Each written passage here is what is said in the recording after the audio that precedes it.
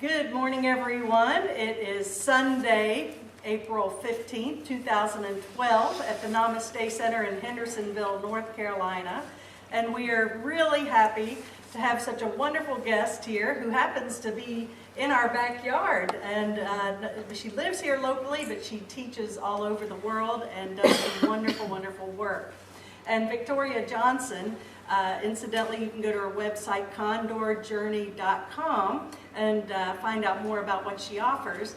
But Victoria has a very interesting background. She was an attorney. She's a North Carolinian. She was in the FBI, and then an acupuncturist, and then somewhere along the way became a shamanic energy healer. So go figure, is that diversity or what? So I think we're going to have an interesting conversation here today.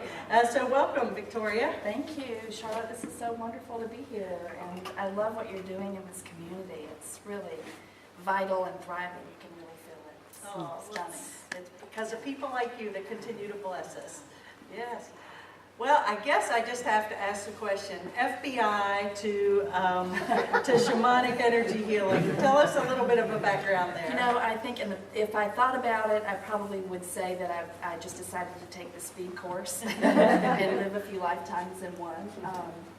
But it's been an incredible journey, and although each thing sort of feels independent and like it has its own thread, there's a thread that runs through everything.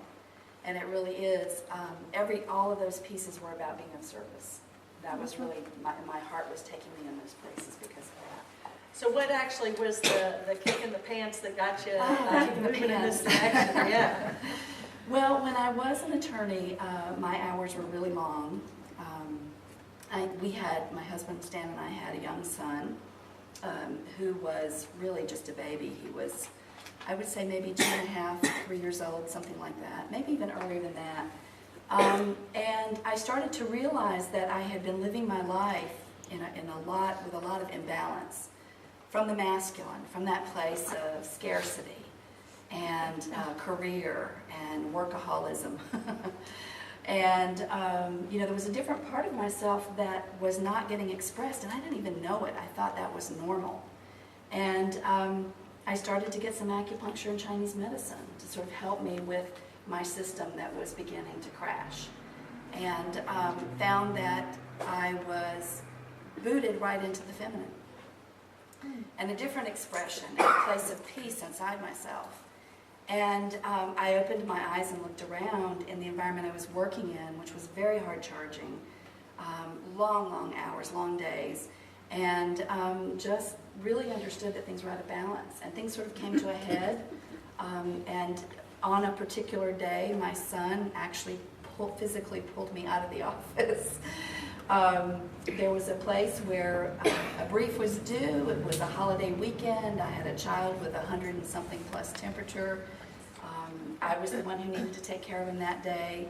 And I went by the office and, was right. I felt myself really being pulled in two different directions. And I knew it was a part of me that was the masculine that was going in this direction, and a part of me that was feminine and the mother. My son was pulling me out of the office because he didn't feel well and he was crying, and that was really the moment that I knew I was being asked and wanted very much to go a different way. So I put in my notice, I guess maybe a couple of weeks later, had a conversation with my husband, and it was that, okay, changing a big direction here. And he was completely supportive. I went back to school and started studying acupuncture, and that was just what led to every other piece, Well, it seems like now shamanic energy healing is your main thrust. It is. So how did you find that? How did you get into that? Actually, I had been having the sense that another teacher was coming, that there was a different way to affect the energy field without putting needles in, although that's a wonderful way of working with the energy field with the light body, part of the light body.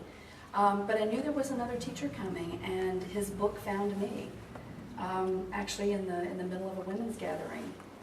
Lloyd was there, sitting next to me when it happened, and I had a visceral experience from that book, and it just carried me into reading the book and finding out about the training. It was Shaman Healer Sage by Alberto Vialdo. And so then you went to study with him. I did. And so you're a shamanic energy healer. What is that? Well, what we do is we work on the luminous energy field that surrounds the body. We work on the chakra system. And what we're doing really in all of our work is taking that blueprint, that's that foundation from which all things come and from which we experience everything. Every illness, every wonderful thing begins in the field and moves inward. So we work on the field to restore the blueprint so that we're not magnetizing experiences from our past unhealed states. And each of the interventions that we do, each of the ceremonies, all of that is based on that. So you can do it in ceremony. You also do it over the phone, you say? Exactly, yes. My practice is over the phone at this point because I do travel a lot. I teach for the Four Winds Society.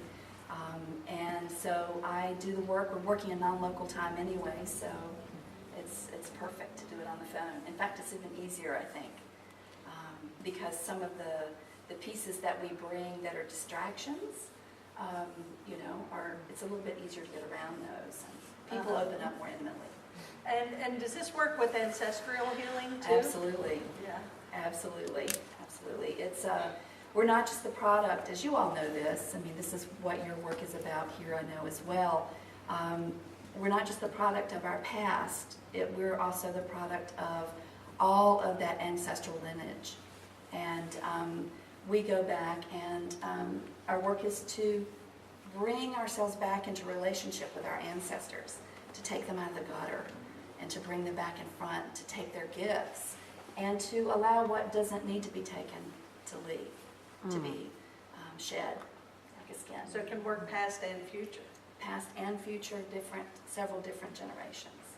And so when you do this, do you use any, when I was in Peru, they used the ayahuasca, certainly a lot of rattles and drums and a lot of different tools, I guess you would say. Do you use any of those? There are a number of tools. One of the tools is a mesa. It's the basis of our healing work.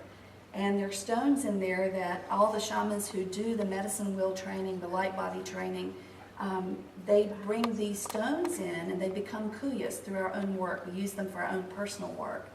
And through that and through energizing them through ceremony and initiations, it becomes a powerful tool. And those are used to help support the people that work with us. We also do fire ceremonies, despacho ceremonies, which are bringing our world back into balance. Stunning ceremonies. And often the work is, there's not a lot of bells and whistles, there's not a lot of rattling and drumming. Sometimes the work is very quiet. It really just depends on what that particular person needs in that moment. So you're a shaman. Yes.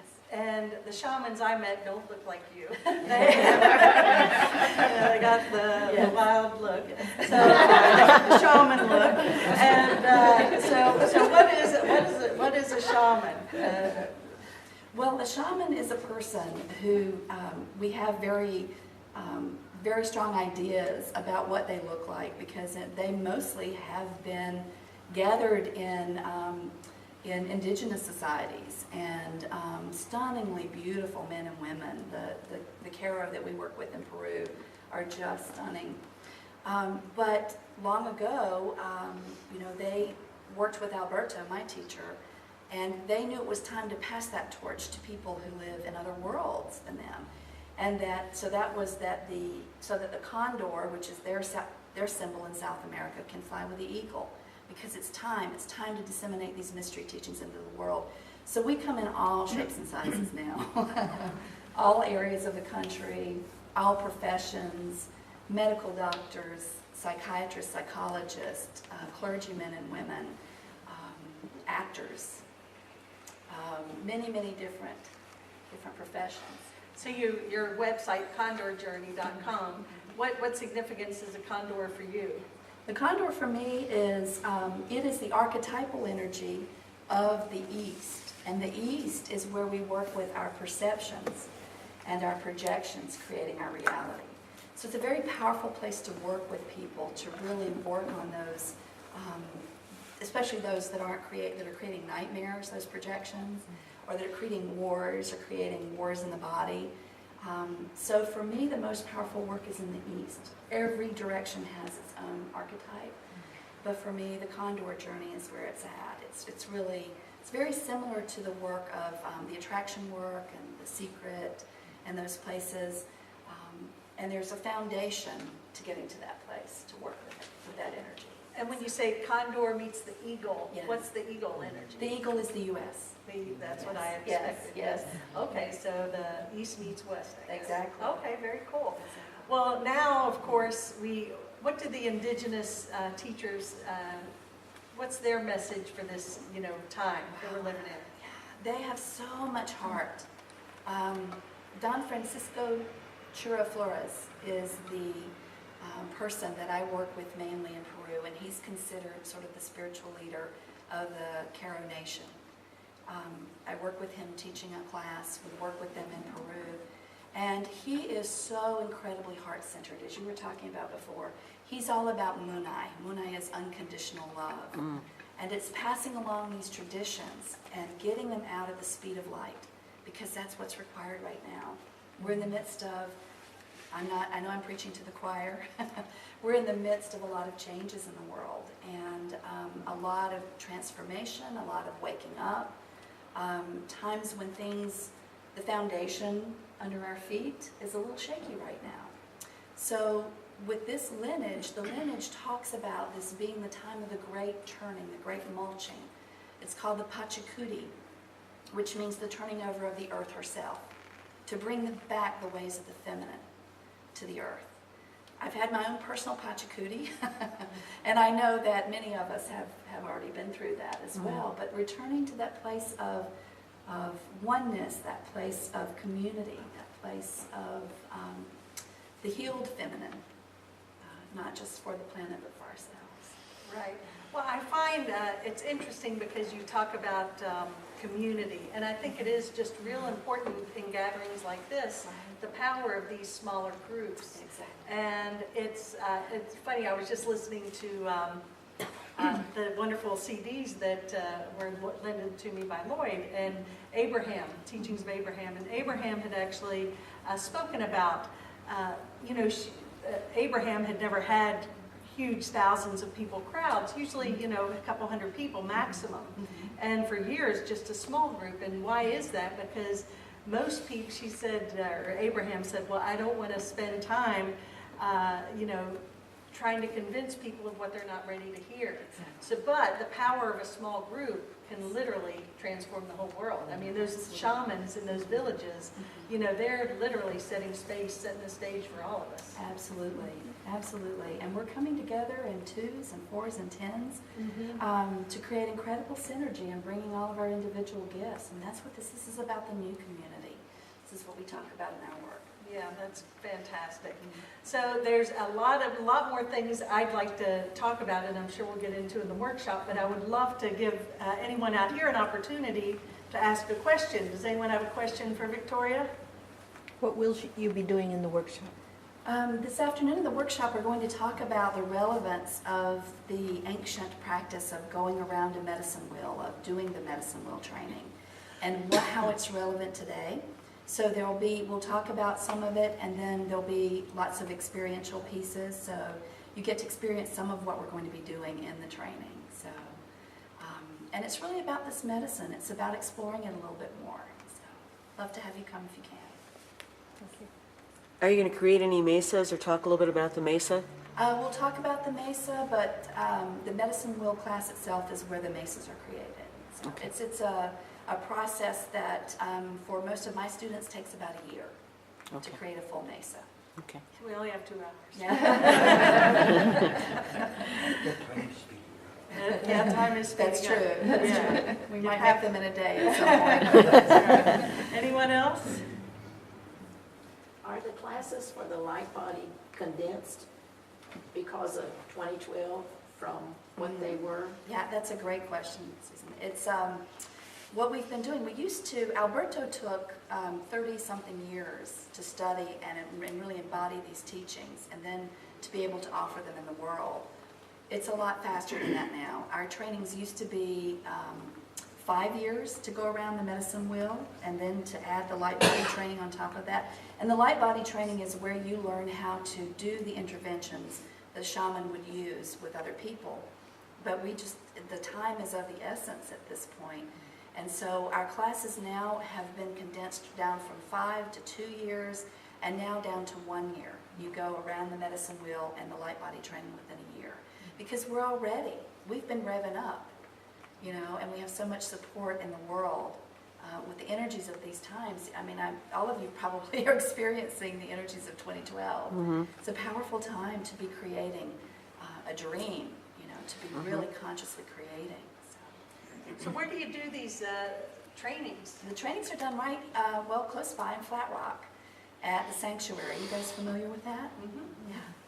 Yes, at the sanctuary. Where's that? Where is that? And Highland Lake. It's on Highland Lake property. It's a beautiful, gorgeous setting. Oh, yes, yes. Yeah, we do the fire ceremonies. You can see the lake or one of the smaller ponds from where we're working. So Yeah, it's a gorgeous. beautiful place. It really is. That's great. Any other questions? Well, so if you could give us one message on what we can take with us today, what would that be?